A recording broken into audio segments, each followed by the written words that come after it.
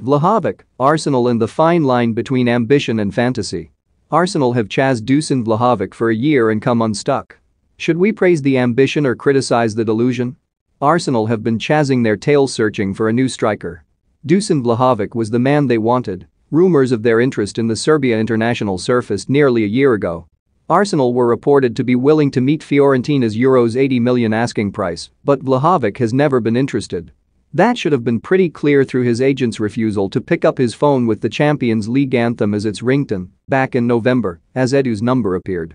Undeterred, Arsenal kept calling, entering further pointless negotiations with Fiorentina, right up until Vlahovic did the inevitable and agreed to join Juventus, a side in the European Cup.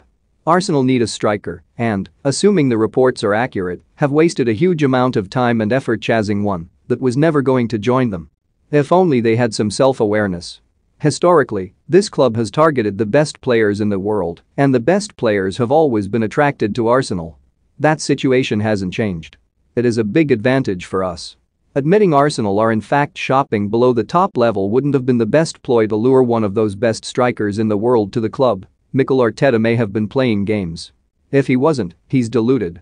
The last players Arsenal signed that could be considered among the best in the world were Pierre-Emerick Aubameyang and Alexander Lacazette, who both joined in the space of 6 months from summer 2017 to January 2018 for more than £100 million combined. It could be argued Thomas Partey also belongs in that category, but even so, that would be one top-class signing in 4.5 seasons. They've made some very good buys and arguably won the transfer window in the summer.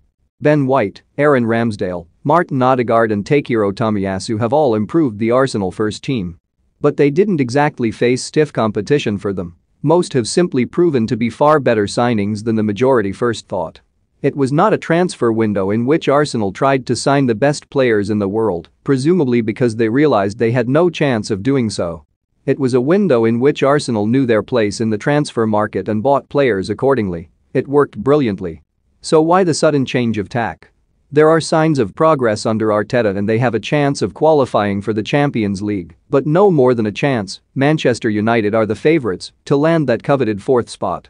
Vlahovic wanted a sure thing and Arsenal are a long way from being that in a league in which 4 teams are vying for that last position.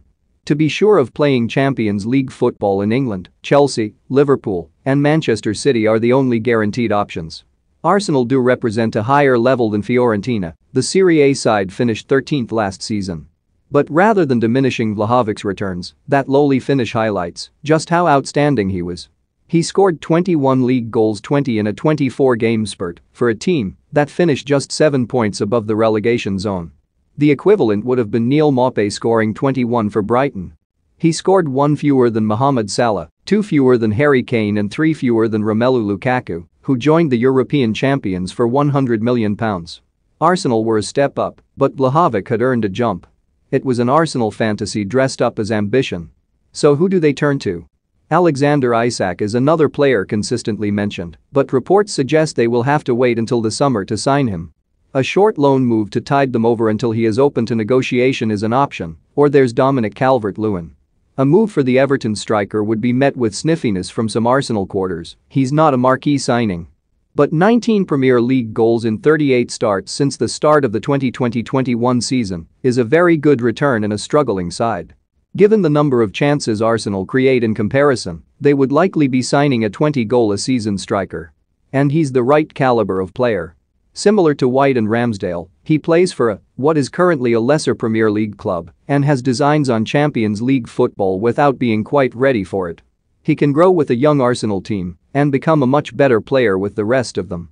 Arsenal can be praised for their ambition when it comes to the Vlahovic chase, but deserve criticism if that pursuit means they end up with no one